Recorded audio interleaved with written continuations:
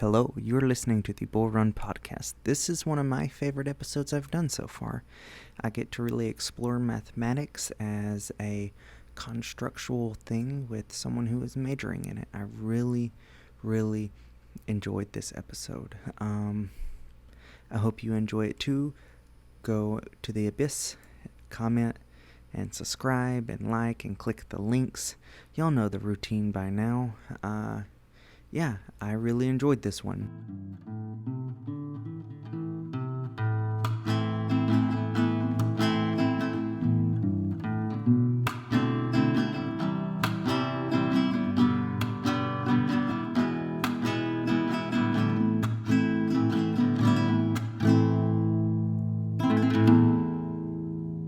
One, two, three. All right, we are live. This is the BullRun podcast. You are here with. Please introduce yourself. Hello, guys. I am Kaylee Sardina. Sardina. That's it. Yeah, and I'm Spencer Lowry. Hopefully, y'all know me by now. As always, we're here to talk about the universe and what other people's perspectives are on it. You come from a math background. Yeah, I'm currently going to school for secondary mathematics education. Mm-hmm. I like to focus more on abstract mathematics. That's where a lot of my interest lies. Mm-hmm. I come from like a physics leaning into abstract math.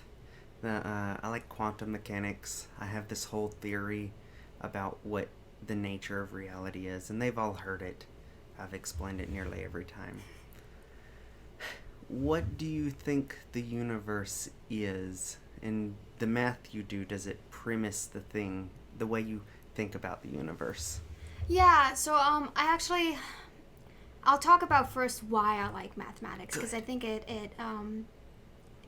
has a large influence on my perception of reality and the world around us. So personally for me, I really like mathematics because there's always a concrete answer. Mm-hmm. Not always a linear path. There's not one way to do something, but there's only one conclusion. Mm-hmm. And that's one thing I very much love about mathematics is you see a bunch of different ways to get to the same answer, and it's definite, rather than, history changes all the time, right? They get new information. English is the same way, science is the same way, psychology, you can never prove a theory, right? Mm-hmm. So that's one thing that I love about mathematics. It never lies. Never lies. So when it comes to my perception of reality, I feel that there is probably one definite reality, and rather than in mathematics, we know what that definite answer is, right? Mm-hmm. But in reality, we don't know the one definite answer. Mm-hmm. And we're all almost experiencing our own path to try to figure it out, but we never do. Mm-hmm. And it's very interesting, the approach people take to try to understand their surroundings, right? Mm-hmm. And there's so many ways to perceive it. Yeah, I think I lost my train of thought.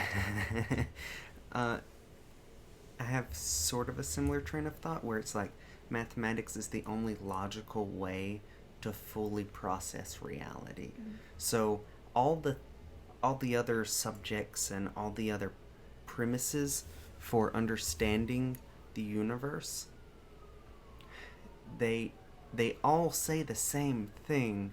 It's just math is the one that has no lies in it, or no, like, it doesn't dance around telling you the truth.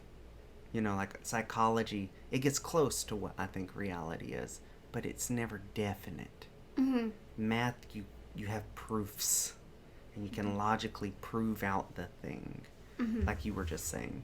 And so that is why I also like math. Yeah, I know we were talking about it, and you have a very different approach because you like the aspect. Yeah, I think we're in a geometric universe. Yeah. So much.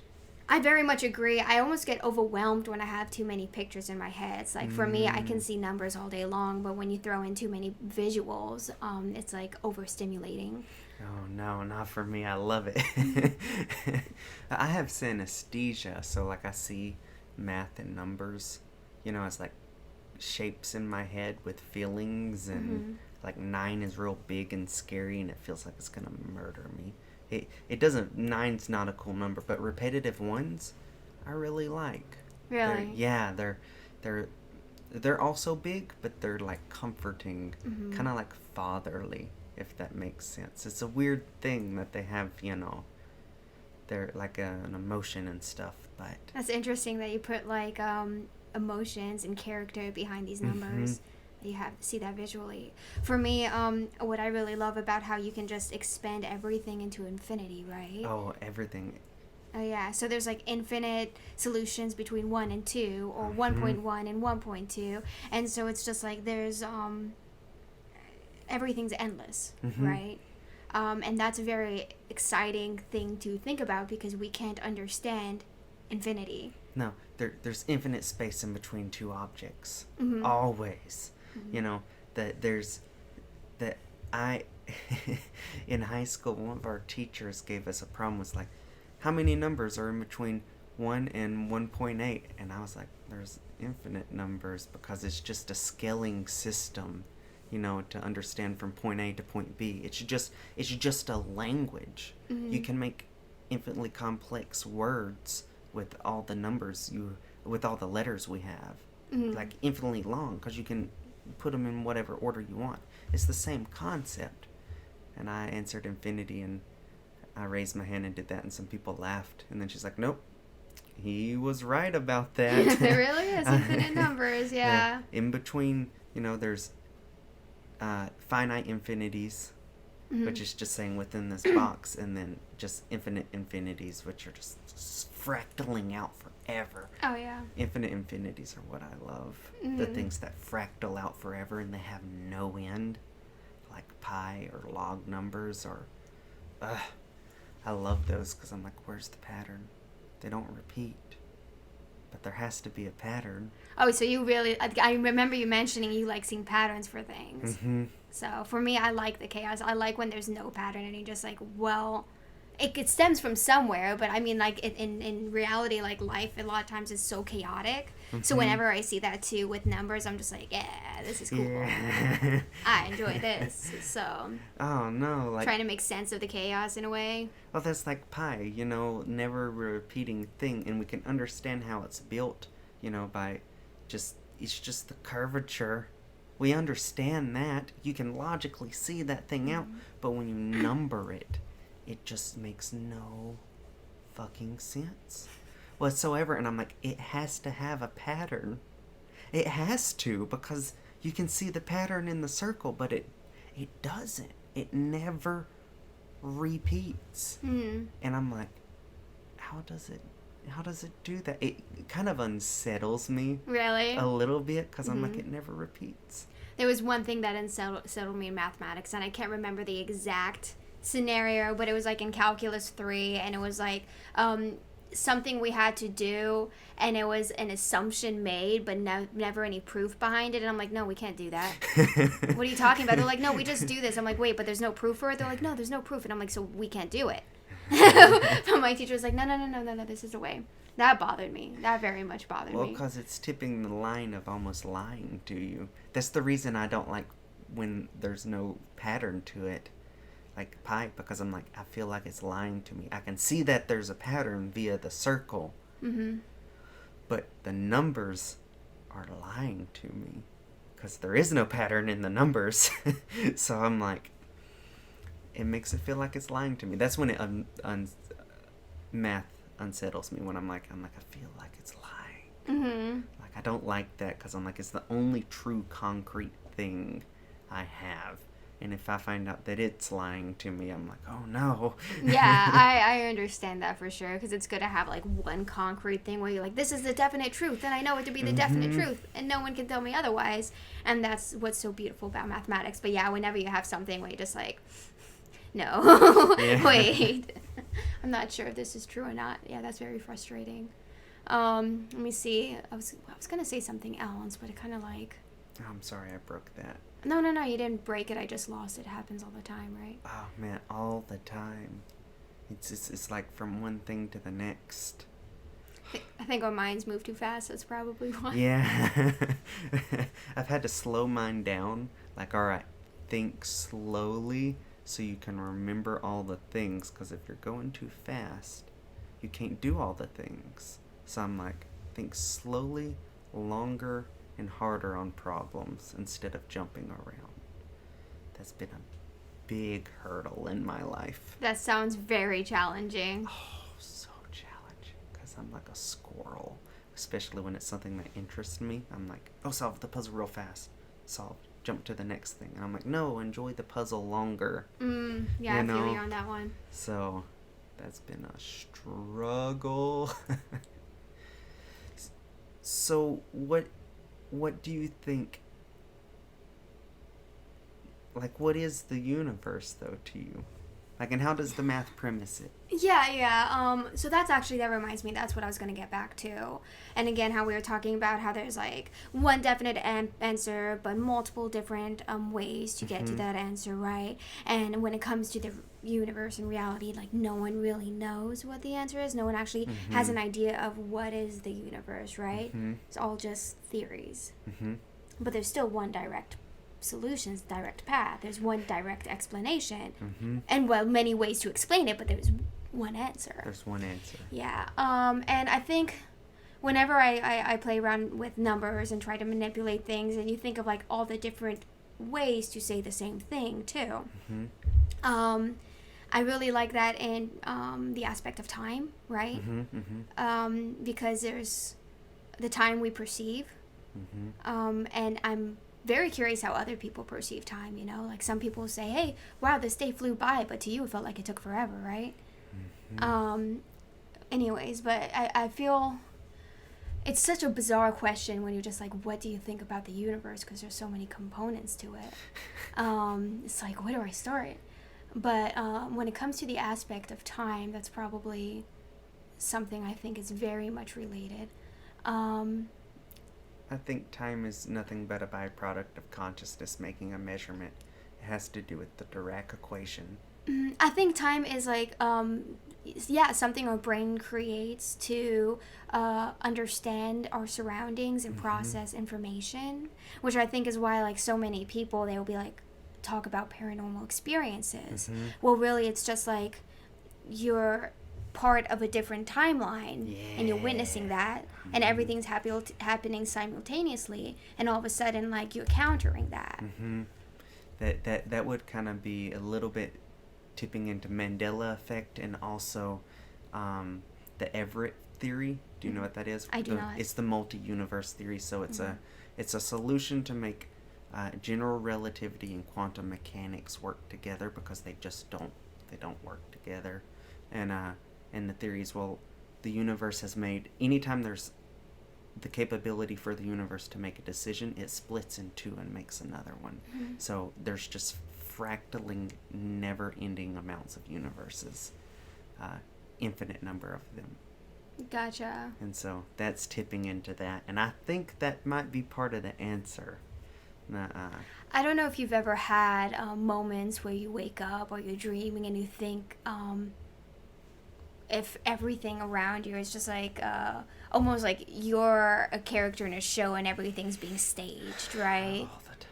Right? There's always that feeling. Or maybe that, you know, there's aliens that are experimenting on you and they're having tricks going on with your mind.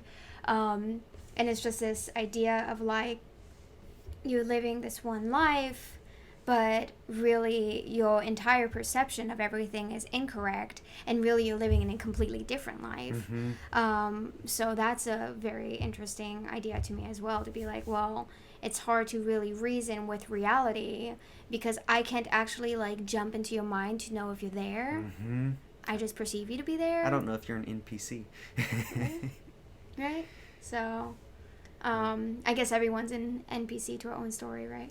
Yeah. So. Yeah. I have a weird theory that, so do you know who Joshua, I don't know what his last name is. It's basically that consciousness can't actually arise in a physical thing. It is only a simulated thing. Gotcha. And so his whole theory is that our bodies in our minds simulate consciousness. Now, and so that's kind of what I think. I think these things are machines. Our bodies are machines, and they create these large loops of information that are just looping back through each other, and it has this echoing effect, and that is probably what we perceive as being a conscious being. And I would like to see that, because I think we can build that in a form of AI where it's an information feedback loop, where I think that is a possible thing for us to do. But yeah, I think that's close.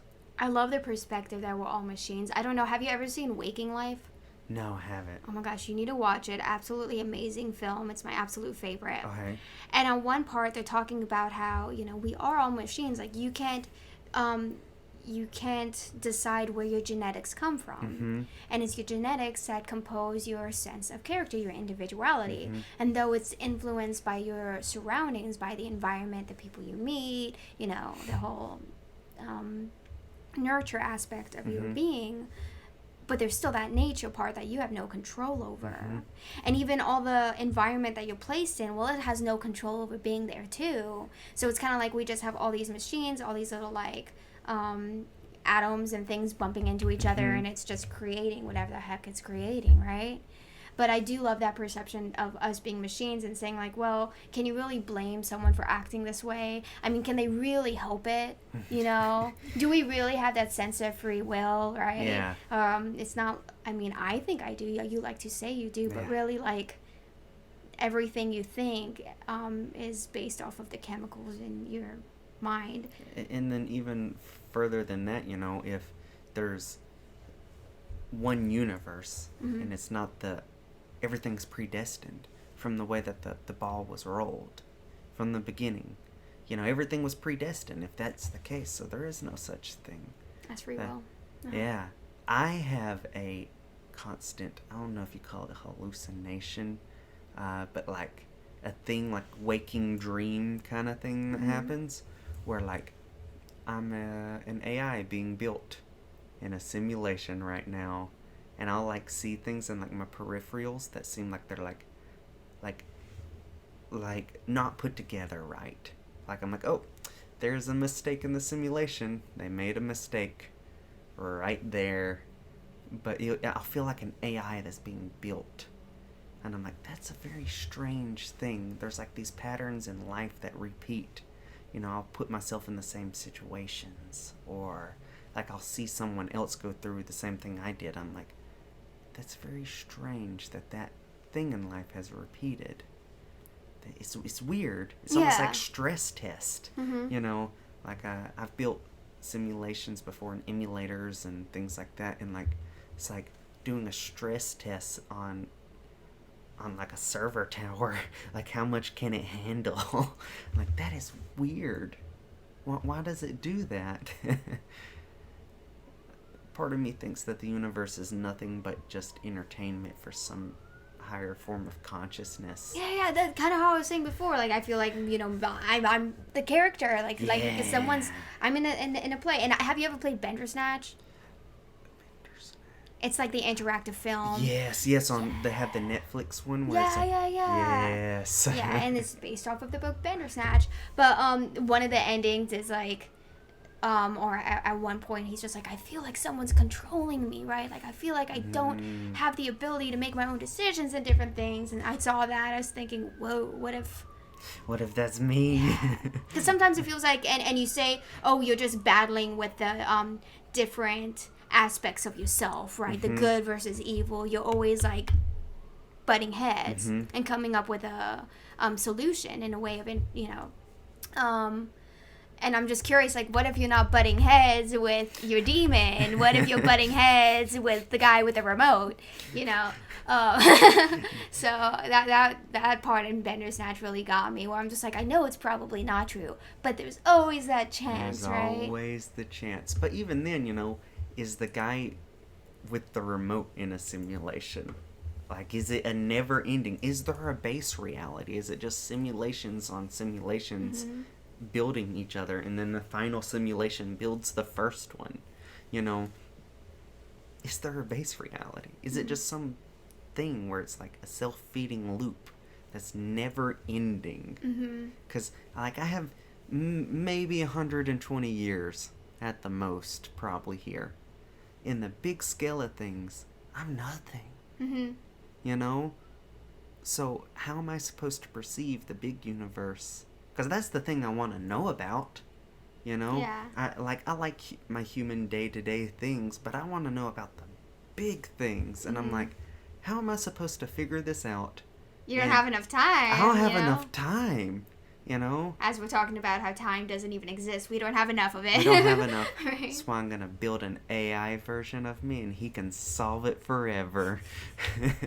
Yeah, but I also feel like if we figured it out, you know, we found the big answer that everyone's looking for, I think it would be so catastrophic. Oh. There's several theories, and one of them is basically that the moment you find the answer to the universe, that this is a simulation, and then the people on the other side were running the simulation to solve a problem, basically just mining data or something, and the moment that happens, the simulation shuts down. So it could be some homeless person on the street that finds the real answer. You know, it's like, oh, I've calculated out this thing.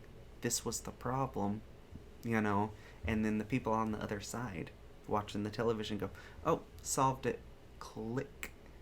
You know? Oh, yeah. And I'm a little worried about that actual thing, because I'm like, I like existing. I don't want the thing turned off. Well, I also, for me, I just, everything's about the climb, right? Everything in life is about the climb. For me, well, right now I'm going in school. What if I become, you know, like a teacher? Well, what's my next thing? Maybe I want to get married. Maybe I want to have kids. What's the next thing? You know, you always have a climb. But if you solve the answer, like, to the universe, you figure out everything that goes on, where do you have to climb? What do? You become insane. You're just like, okay, am I supposed to just sit here and walk around? And it's like even that climb becomes less exciting, I suppose. You know, like it was exciting when you were really little, but the more you do it, you're just like, ugh. Yeah. Right? But I think the universe wants us to do that climb because we're entertaining it. So the moment we find a new piece that might actually be the answer at that moment, it'll probably build a new puzzle for us to solve. I see that. I think it's a never-ending climb. Yeah, I mean, I agree with that. So, and that's the fun part of it. The really sucky part, but it's also the fun part because it's a ride that never ends. And I like that. Yeah, and it's kind of, it's neat to be able to know there's so many different perspectives on what the universe is, because it's like you have different ways to view reality, and one day you can view it as like we're all part of a simulation. The next day you can view it as there's like all these different multiverses, like you said, everything that breaks out to try to make sense of what's occurring. Everything. Yeah. So I mean, that's one thing I love about different universe talk, is I'm just like, oh, I learned something new. Let me like now have a different view of my day to day and see where it takes me. You know, what's gonna change. The real reason I do this is that right there. So when I'm interviewing someone, I'm breaking them apart logically, and I'm going, how do they view the universe? And I'm doing that so I can go, all right, if I ever need to think in that manner, I have the capability to go, how would they think? And like, and run it through their system, not as efficiently, but run it through their thought process. Yeah. And so that's the reason I do it. I want more tool sets, more toys to play with reality. And that's a little weird, but that's what I want. I don't really think it's weird at all. You know, you have all these tools to play with reality. Everything's entertaining. You know, you're never bored. And like you say, I mean, I do kind of feel that the universe, it's kind of here as a system of entertainment. In a way. I mean, even like you think about cats, for example, and they're hunters, and they might go and they might grab like a rat or something, but they never eat it. They just like toy with it, Mm-hmm. you know, which is a little Sadistic. A little bit. But what I'm saying is like even like the tragic things in reality and the good things in reality, it's all like happens as a way to entertain ourselves in this Play dynamic. Yeah, to keep our minds flowing. So I think I don't think it's weird at all. I don't either. So I like the there's a thing called pantheism, which is basically saying that the universe is God, or if there is a God, there is universe. But it's the universe, since we're made of universe stuff, the universe wanted a thing to experience itself through.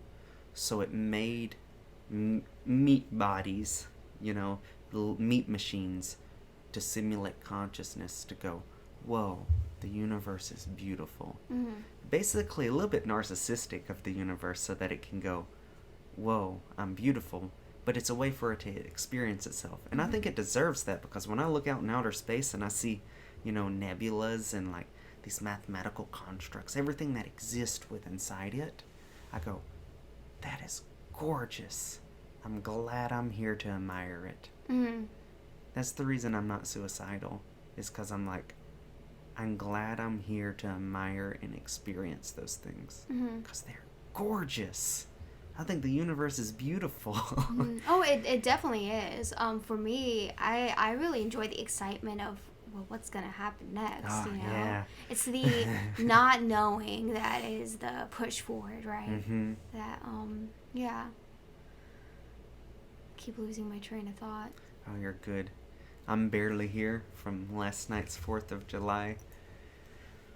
It was like anarchy outside. Was it just as loud with fireworks and stuff? Oh yeah, it was very, very hectic, and I might have had a bit too much to drink, so I think I'm definitely on par with you about not 100% being here. I'm at like 50.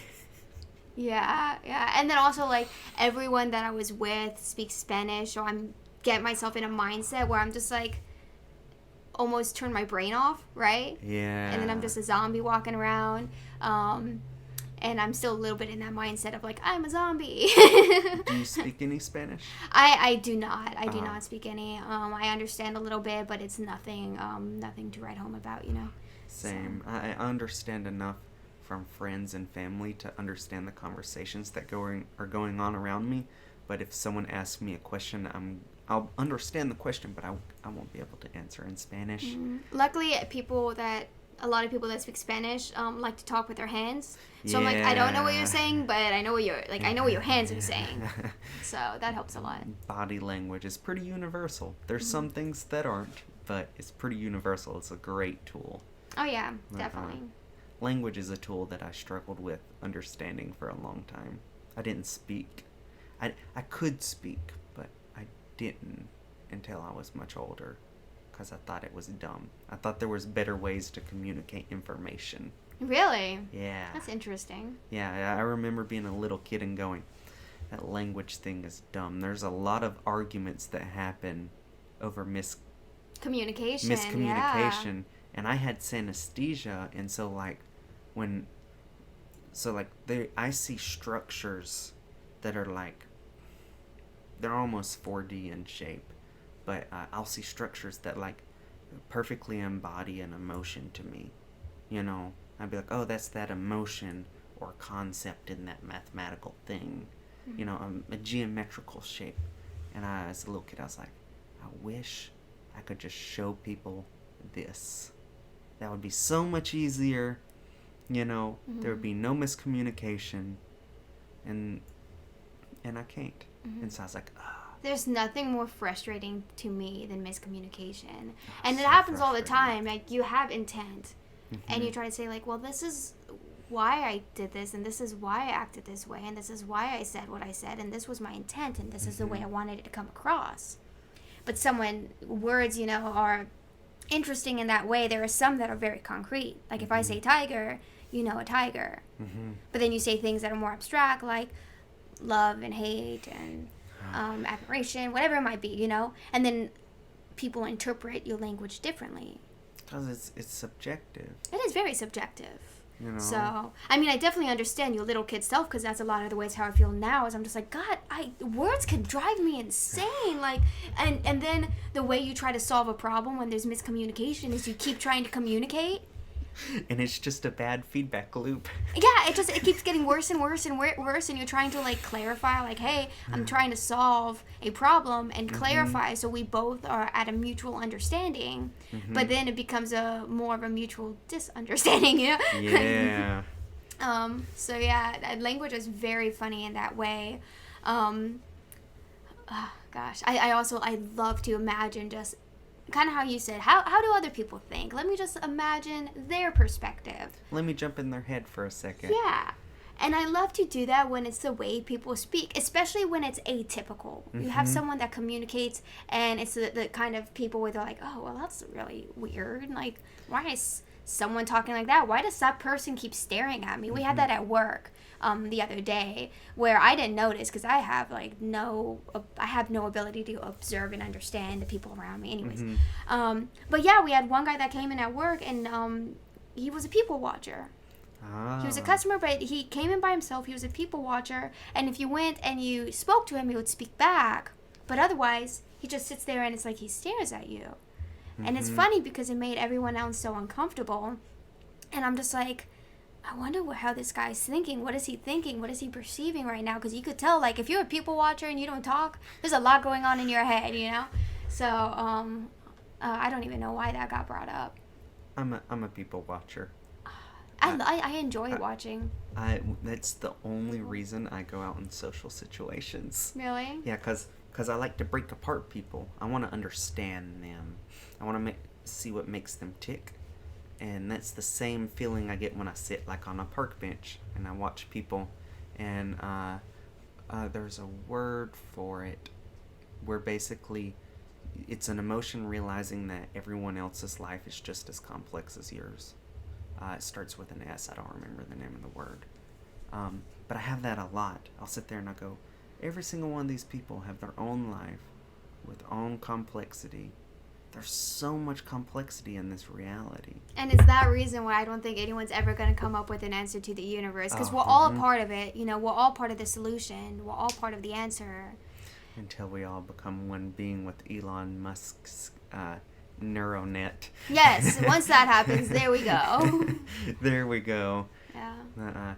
One reason I would get that implanted is solely so I did not have to use language anymore. Really? Yeah, because I would be like, yeah, just jump inside my head. Upload your consciousness over here for a second so you can understand me 100%. You know?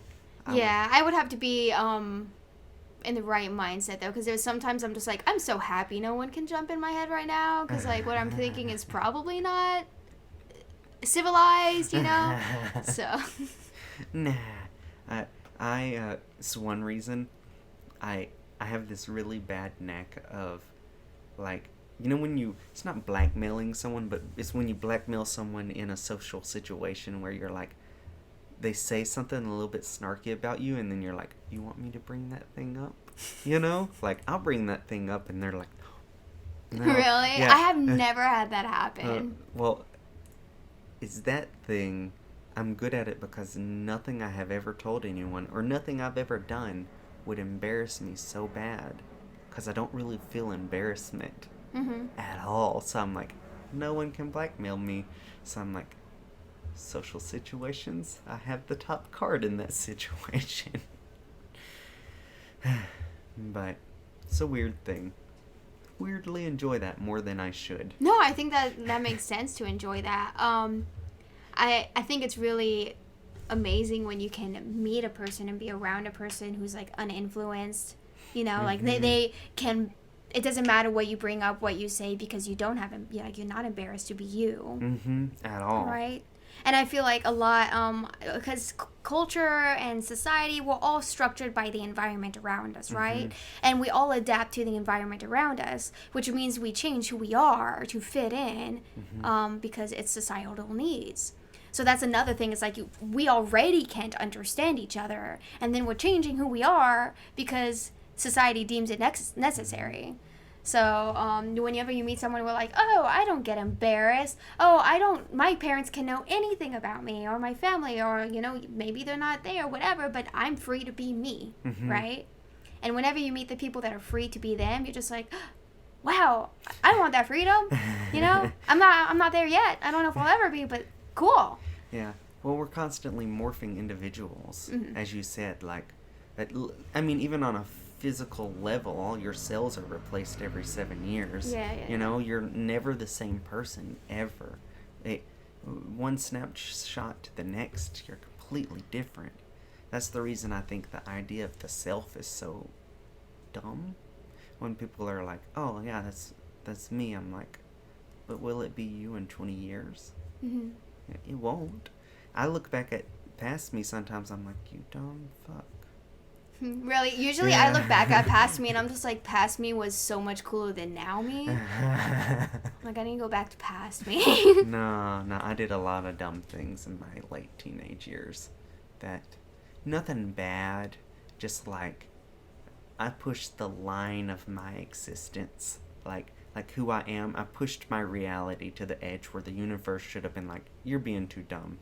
We're gonna murder this one. They're not gonna exist anymore. I don't know how I survived my teenage years.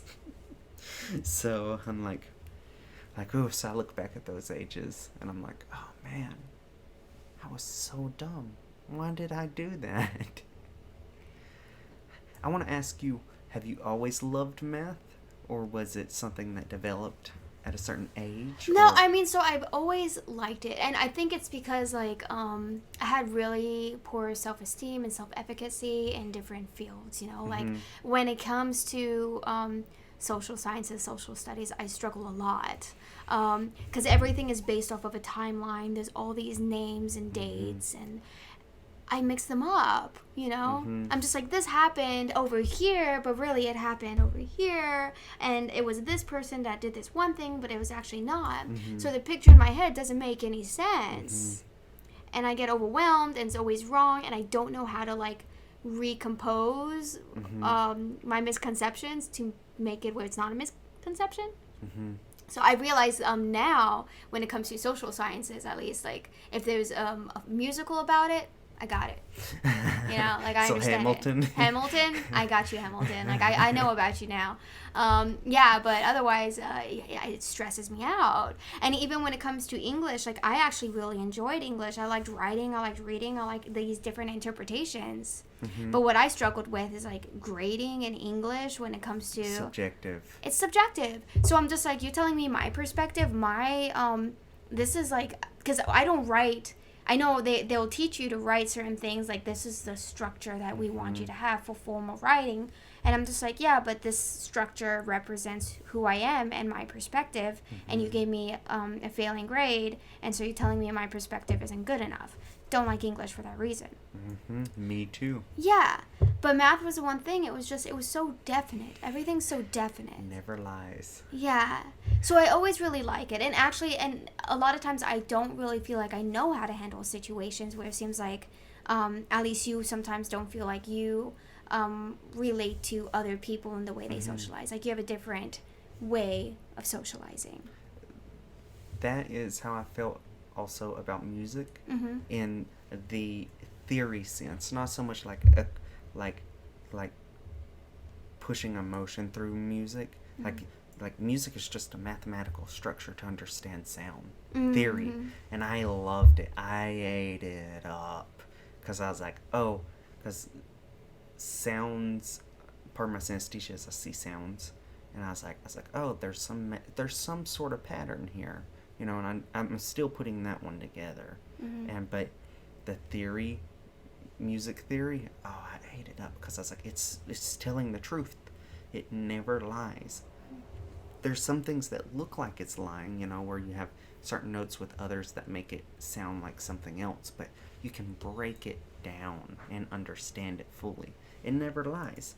And language tries to do that with grammar, but because language is an evolving thing, grammar is never true. Math is always true. It's a non-evolving thing.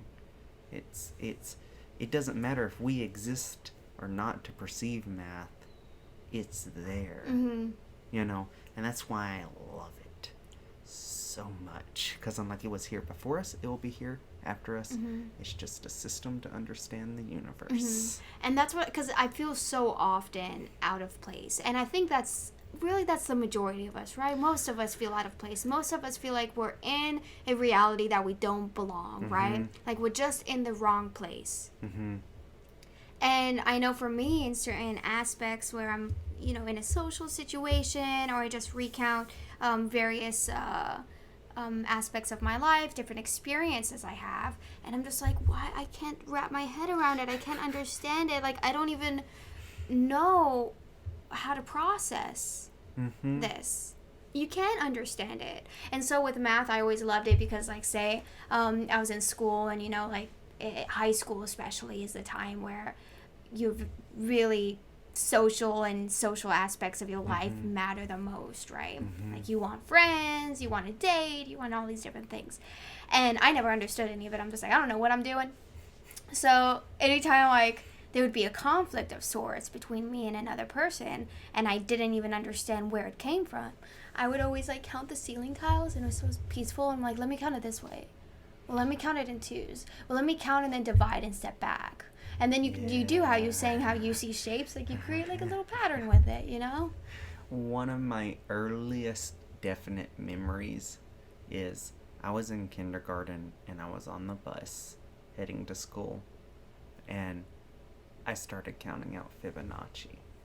Like, 'cause it's such a simple pattern. It's just the previous added numbers added on to the next, and it's just, it just repeats. It's simple, and I had figured that out, and I was counting it out, and I remember that, and I would do that very often, and it was never shown to me. It was never, it was just something I found. I was like, this mathematical thing was peaceful to me because it didn't lie to me, and it made this very pretty pattern in my head, and I loved it. And then when I got older, I was like, oh my God, I was doing that as a child.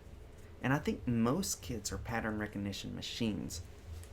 Our brains are just so hardwired to recognize patterns, because that's all we're doing when we exist, is putting together patterns. Our brain is like, here's hard edges, this is like a rectangle, and then, just like we're just pattern recognition machines. Oh, of course. And that's actually even a teaching technique. So there's something called modeling, maybe you heard of. But it's the whole idea, like, you do something, and then someone's going to mimic it, right? Because you see they do it, and you're letting the pattern flow, right? Yeah. So definitely pattern recognition machines. We need pattern to be able to move forward and make connections. Yeah, I loved it. I want to know, as I've talked about several things, do you have like a real definite thing though? Like do you, and you may be like me where it changes week to week. Like, what is the thing other than just entertainment? Like, what might be the thing watching the entertainment? You have something like that? I don't have anything definite, and it's actually one thing that I like about myself and hate about myself. Is because I'm just like, I feel, say people that are religious, they have this guiding principle, and they have this sense of comfort in that. For me, I feel like I'm just walking around like, I don't know anything, just kind of going around, and I don't think, with the knowledge I have, I'm an adult technically in age, but I'm a child, like, mentally.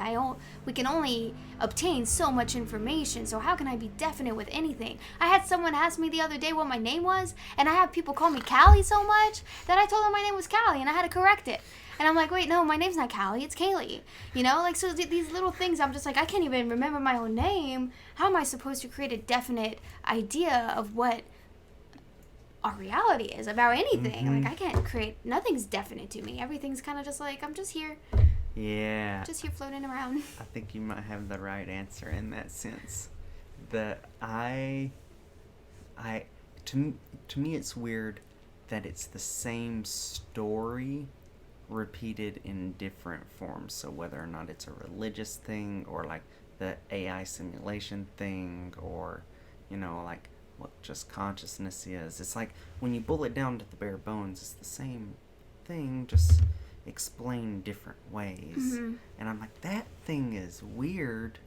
Why is it the same answer, just in different pathways?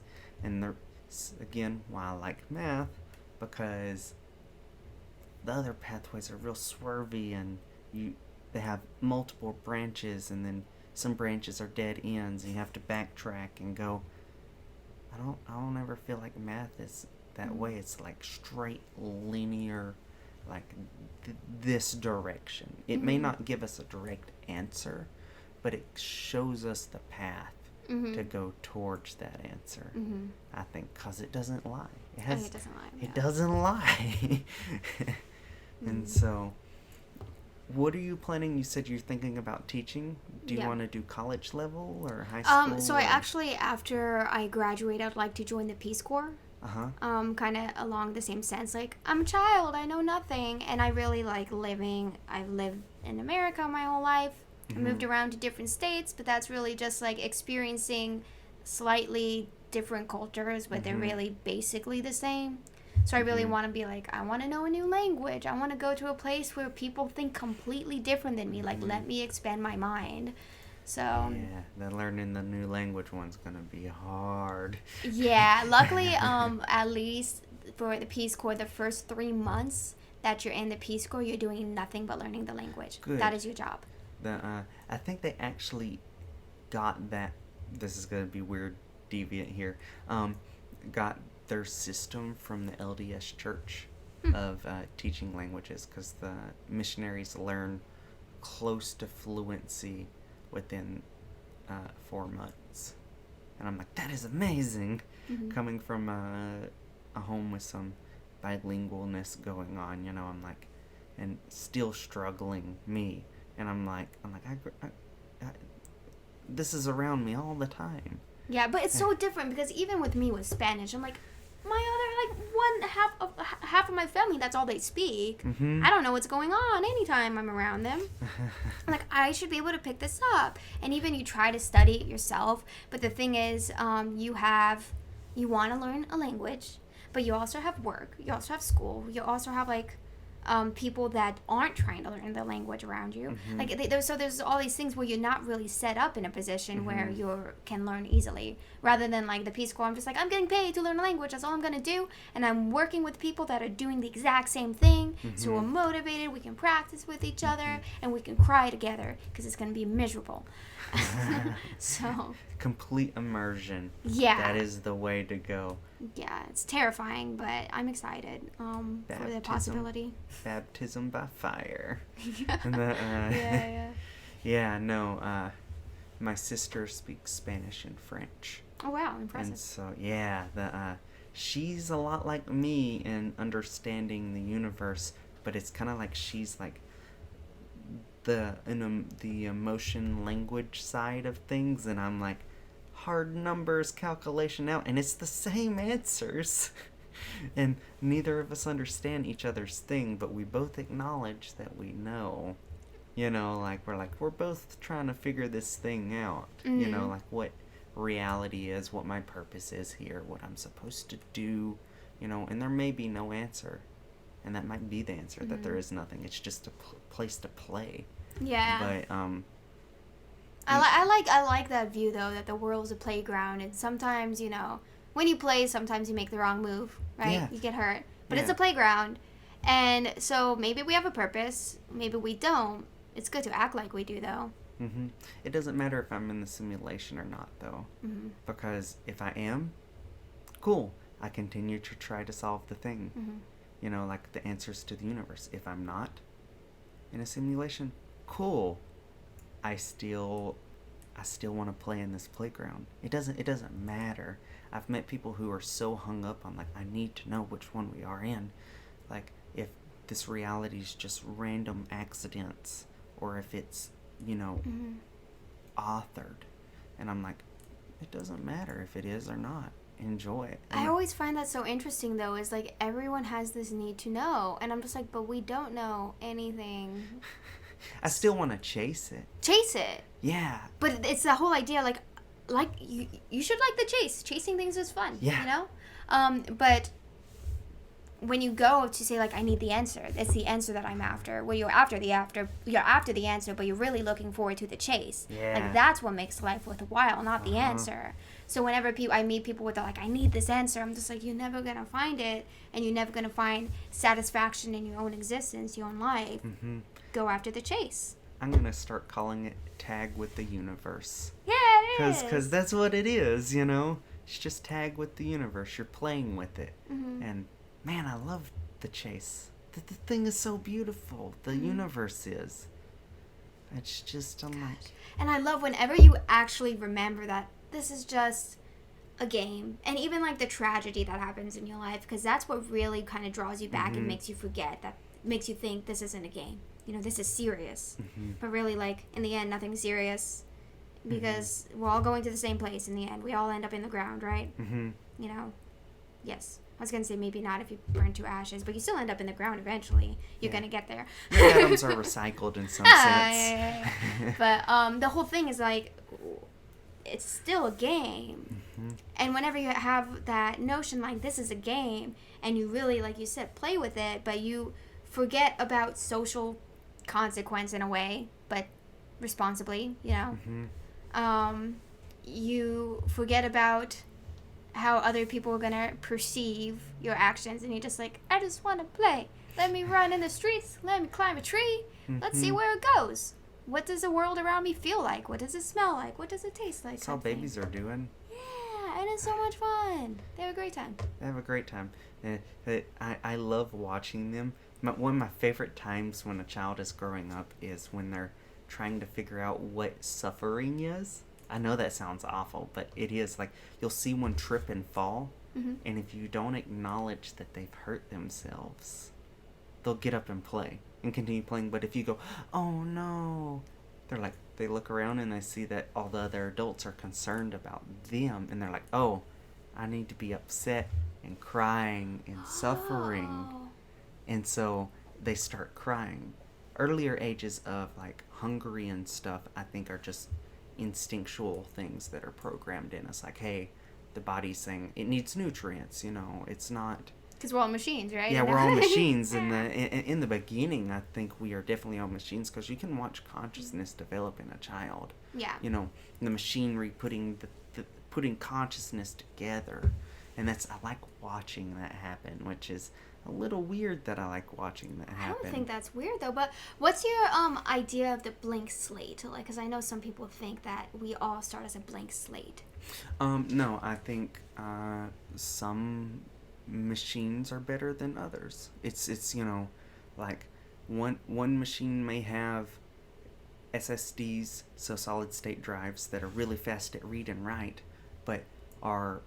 So you might have one brain that's really fast at processing, you know, and saving information, but that information is more fragile to be written over, you know, so it doesn't have long term. So it remembers things really short term and really fast, but doesn't have long term capability. But some computers are better at other tasks than others. So, like, I'll never be a Mozart. I just won't, you know. And I love music and I'm good at it, but I'll never be a Mozart. But I think my brain is pre-hardwired for high-level general relativity, leaning into quantum mechanics, trying to make those two things work. In the sense of like an abstract math, my brain is 100% wired to do that. I'll never be a painter. You know, I can paint, but I hate it. Yeah. You know, so, but I love math. I think some brains are hardwired to do certain things better. It's like, you know, a monkey's better at climbing a tree than a fish.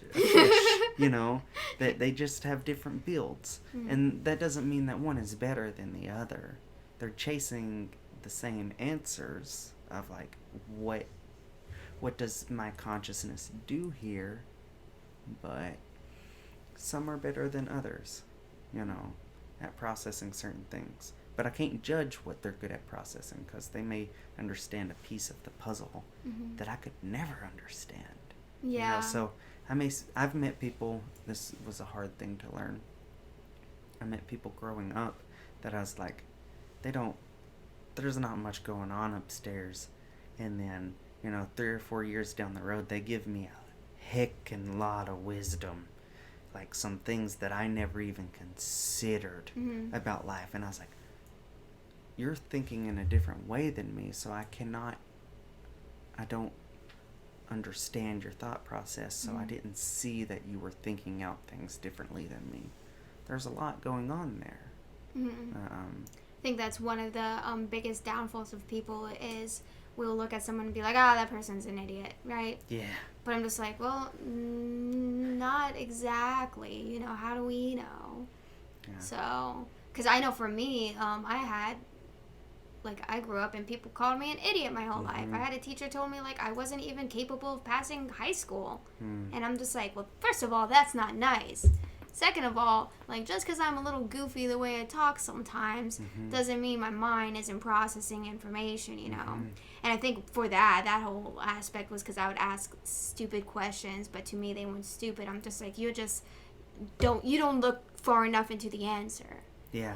Was always my perception. But that was my struggle actually with math in the beginning, because when I was doing math in elementary school and then high school, I was really lucky to have 2 really good math teachers in a row that understood me, because they were doing high level math. The elementary school teachers didn't understand the math. They were just like, I just have to teach this thing this way. And the high school teachers were like, no, you can do it whatever way you want. Like, yes, you're going to have to show your work doing this way, because we legally, have to show that you can do it that way. But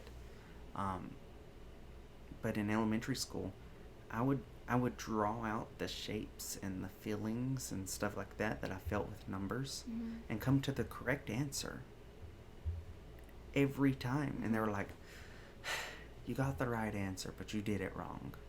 Oh, that's so frustrating. And I was like, no, I did it differently, not wrong. I did it differently. There's more than one way to solve the problem. There's potentially infinite amount of proofs. There just is. There is. You're right. But they're all the same answer, as you were saying earlier. They're the same. They come to the same conclusion, but there's an infinite number of ways to prove, have the proof. And as long as it's a logical system, it's not. It's right.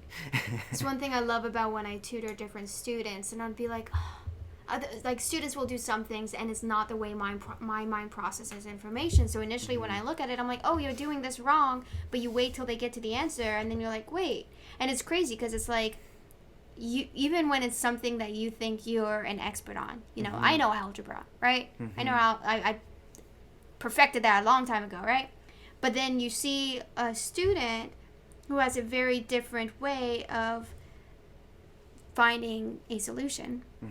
And all of a sudden, you realize, well, maybe I'm not an expert in algebra. Maybe I don't know everything, And it blows your mind the way some of these students think. You think they're a genius just because it's different than you. But yeah, I think that it bothers me when people say, no, this way isn't right, you need to do it this one way because that's the way that we should teach mathematics. And I'm like, no, we need these different perspectives. We need people to realize and experience these numbers and these constructs in different ways, because otherwise we're going to have a really bland, boring world where everyone is forced to think the same way, and then there's going to be no progress, None. No. Because progress doesn't come from unity. It comes from the tension in between two things, I guess playing with each other, 2 ideas, the tension in between them, and then a conclusion that they make together is the new advanced thing. And 100% agree with all of that. Yeah, it bothers me when people say, look, there's one right way to behave. There's one right way to act. And I'm like, no, there's not. There's so many different ways. Like, the people I appreciate the most are the ones that are behaving in ways that I haven't seen before. And I'm just like, wow, that's cool. I'm entertained, you know? Yeah. It's the whole reason I'm here. Yeah. And then it wakes you up whenever you get in those moods where you, like, everything becomes so routine, you almost forget that you're existing because you're stuck in a routine. And then all of a sudden someone comes around and they're, like, being unique and crap, and you're just like, whoa, this blows my mind. It breaks your routine, and all of a sudden, like, you do a lot more. Just because, like, one person came and blew your mind. Yeah, no, I straight up love that. I write, or I did for a while, write computer code, and it's in several different languages, and I would have people, because I would go and do stuff for hospitals and stuff like that, and then I would get calls back later to basically fix a problem because they updated a system or something like that. And someone would write in my notes, I don't know how the hell your code works. Like, how did you do this? I see that it works, but how did you do this? And it'll be clean code, in my opinion. You know, it's simple. It's the most direct route to me, but it's not that way for everyone. They don't... I like how you say that to you, because I know I don't write code because I attempted to write code before, and I always make, like, you know, there's... It's nothing but proofs. You're right, but the thing is, here's where you start. Here's where you end. The quickest way is like a straight line, right? But for me, I'm just like, no, the quickest way I see is to go up over here and around, and then I'll end up here. And that's the way I write code. You know, so I waste a lot of space. So, should not work with computers, you know. Kind of how you said we're programmed to do different things from birth. Yeah. That's not where I'm going. Well, we could do some sort of fourth dimensional thing where your loop was, you know, the correct way to do it in the shortest path. Oh, you yeah. could, you know, I mean, it's like wormholes folding space-time. We could make a system where the way you think was the best way to code. That would be great. And I should have told my college professor that when he graded my science. And coding is kind of a little bit like English, where I loved it, but I didn't like other people telling me that I was right or wrong. Because I was like, no, that's totally subjective. You know, like as long as the code works and gets the point across and there's no bugs and I'm not eating up all of the RAM, you know, or whatever it needs, there's no problem here. Oh, I agree. And so it's a little bit subjective where people, you know, are like, no, that's not the right way to do it. And I'm like, well, it gets the job done, doesn't it? Like, if it's doing the job, it's not wrong. And people subjectively break it down, and it's not. It's this one thing. Code is very much so subjective mathematics. It's proofs in a illogical way sometimes. People just breaking it down, and I'm like, I don't like that part of coding. I love, though, people's interpretation of right and wrong when it comes to things that are... There is no concrete right and wrong, right? But people are definitely like, no, there's a right way, there's a wrong way. And I'm like, no, there's multiple ways, right? It's never black and white. It's never black and white, ever. It's closer to a scaling system, if anything, you know. Like, that's a 5D scaling system where you go this way to the right, and yeah, in this way there's more wrong, but in this other way there's more right. You know, so like there's more correctness. But if you go the other way, you know, it's vice versa, almost like a yin and yang thing where there's the good and the bad and the good kind of thing. I get very intrigued when it comes to right and wrong in, like, different political aspects of our lives, like in issues. And it's not like, in some ways, I understand when people say this is an absolute right, this is an absolute wrong, but then they also think there's an absolute correct path to go to it. Yeah. Right? And I'm just like, are you sure about that? Are you sure there's an absolute correct path? I mean, maybe. I don't know, but... Even then, there's probably no definite... absolute rights or wrongs. Mm-hmm. You know, like so we can break down. We can say murdering people, wrong, but then if baby Hitler was in front of me, and I knew he was going to later kill a whole bunch of Jews, Mm-hmm. and I knew the only way to stop it was to murder him, Mm-hmm. I think it would be okay. So then murdering's off the table. Yeah. You know, so like it's like it. One that really got to me is I watched an interview of a woman who, and it was a TED Talk, and I think it was titled like "Woman Born in the Wrong Place," right? Mm-hmm. And I think she was grew up and was born and raised in Ghana, and then they were moving to Australia. Mm-hmm. But at the age of 3, she was taken into a hut, and she had female, genital circumcision, female mutilation, yeah, performed, mutilation, FGM. yeah. And in most situations, you ask me, I'm just like, that's a horrible thing to do to your child. I mean, no anesthesia, nothing, like they're never going to be able to experience pleasure. Any part of that intimacy is just going to be pain, right? But then you have the perspective of the mother, like, no, I empowered you. Like, sex is never going to be a reason that you can move forward in life. That's your mind's going to be directed at the right thing, right? And it was this whole weird thing where I'm just like, well, so let's think about this in the United States, where I am quite certain FGM is not legal.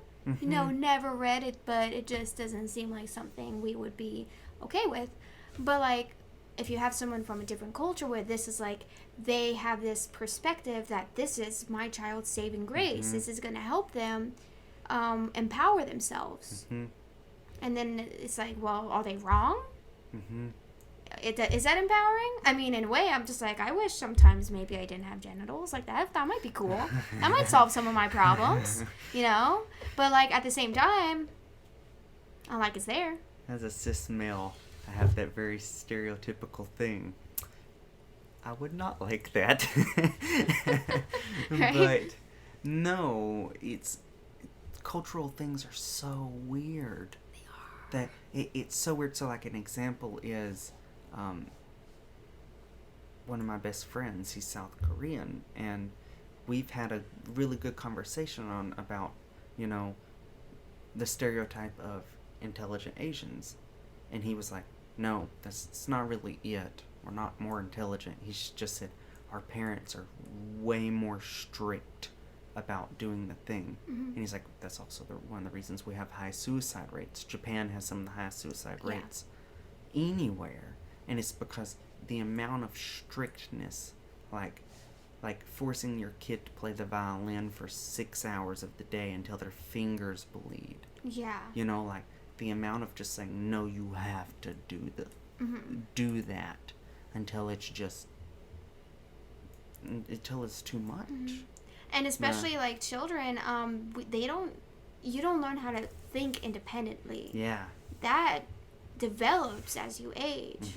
And that's like really, I mean, I don't even know the age. You're out of school by the time you develop independence. Because I know it took me a while to figure things out. I mean, I don't have things figured out. But I feel like I have the ability to be independent now. I didn't have the ability to be independent at 18, despite the fact I thought I did. Right? There was a lot of things I didn't know, didn't understand, and I wasn't able to process information appropriately. Now, everyone has different, timelines when it comes to cognitive development. But I want to bring up, have you seen where cognitive development is slowing down? It's not, we're reaching the same levels of adult developed brains, but the time frame it's taking for it to happen is slowing down. So it used to be like you had a fully developed human adult brain by the time you were like 20. Now it's like 25, and it's being pushed back to 30.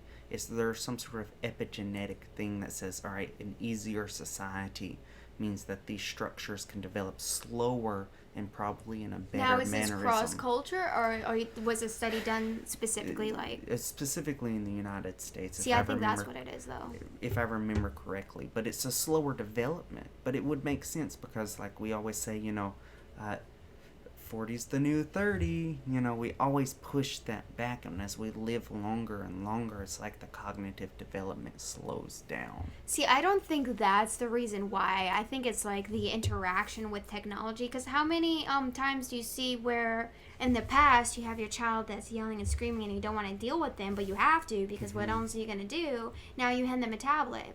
And the thing is, like, learning and developing, you need so much experimentation in your life. And real life experimentation, not through a screen. That's great for imagination. You can do so many things. But when you're young, you need to be able to understand the reality around you. And you can't have technology kind of like holding you back, is kind of the way I perceive it. I have a theory about, so Asperger's and autism, which I'm on the spectrum, has been on the rise. And it's been on the rise since the 80s for a long time. And there's some evidence that shows that C-section might be the actual cause, not being, it's a gut bacteria issue where through natural birthing systems, the baby's introduced to the bacteria needed to start the gut biome, but through C-sections they're not. Gotcha. So there's some evidence for that, but also I think, you know, our brains are pre-hardwired to look around in our reality and create these loops, like these information loops, and that's what consciousness is. So beforehand it was looking around at the adults and the way that they interacted, and you can see a baby interacting and mimicking adults, monkey see, monkey do. If you have a phone or a tablet as a baby, you have filing systems. You know, like oh, this is how a computer works. That's how they work. They're nothing but filing systems. And as someone on the spectrum, I tell you that's how I store information in my head, is in a filing system. It's, you know, very organized in that sense in my head. And so part of me wonders if people with autism are, if there's more higher levels of it, is because of interaction with technology and our meat brains, you know, machinery just mimicking, because that's what it does, you know. So I've had that for a little bit where I'm like, I think that is part of the reason, you know. I've heard that, and then I've also heard that it's possible as far as higher diagnoses of like autism specifically is because we are now in a world where there's large cities, and like you said, there is a lot of technology, but there's a lot of distractions, and there's not a lot of breakaway from those distractions. You put in social situations where there's a lot more people to socialize with, right? Rather than if you just grew up on a farm, with your family, 5 people in the house, you could easily walk away. It's harder to notice that your mind was different, right? Another thing I really don't like about technology, as far as giving it to young children, is a lot of times kids will rewatch the same films. They like something, they rewatch it. But when you're young, it's those new, again, it's this experiences, the new experiences. You have to have new experiences. But how many times have you heard family members say, oh, like my kid, and I'm not trying to diss these families, FYI, like I don't know anything about kids, and I rewatch the same films many, many a times, so I totally understand that. But it's, you will hear people say, oh yeah, my child loves Moana, oh my gosh, she plays it every night. She has to go to bed to it every night. So the child's hearing the same thing every night. How are you supposed to progress if you're exposed to the same exact thing every night? Similarity is one thing, because of course staying in the same bed is similar, right? But your nights are going to be different. But if you're watching the same thing every night, you know. I have a friend, and his kid loves Pep the Pig, and his kid has a little bit of a British accent. That's so funny. Just a little bit. And there's a whole study about that, actually, kids developing British accents from Pep the Pig. And I'm like, man, I'm seeing this play out right in front of me. Yeah. You know, and it's because that's where the kid learned to talk. And it's sad to me because he, like he's a single dad, and it's a bilingual house, so English and Spanish is spoken, and he just had to, he spends as much time as he can with his kid, but when you're working, full adult hours, and then you come home and you're just dead, yeah, and so there's only so much interaction you can give to that child. Yeah, it's a different situation we're in, and I'm not saying that it's the fault of parents, right? No. If anything, it's a societal. That's what I'm trying to say. Yeah. It's not. That's why when I'm trying to say, like, oh, people make their kids rewatch the same thing, I'm like, I am not trying to say anything's wrong with you. It's not you. This is just, like you said, it's a societal. No, in my world, he should do nothing but raise his kid. Because his job is to make sure that kid is a functioning adult for society, and so society should provide for them to raise. And it doesn't matter, it should be easier for parents to raise kids. It just should be. Yeah. And it's kind of a bummer too how a lot of jobs you can't bring your children with you. Yeah. You have a newborn, and I'm just like, why not bring them into an office space? Yeah, it's not hurting anybody. Yeah. And the office space is dead anyways, pretty much, because most office jobs can be done at home. Yeah. So I think that's one thing that, even though COVID is a horrible thing that's happening, that is a good thing, because it's making our society go, oh, all these jobs that were in an office space, they can be done at home. Yeah, it's definitely the realization that things we weren't willing to try, we were forced to try, and they worked. Yeah. If you look at, like, there's been some studies done that show, like, productivity has went up with office-based jobs. Yeah.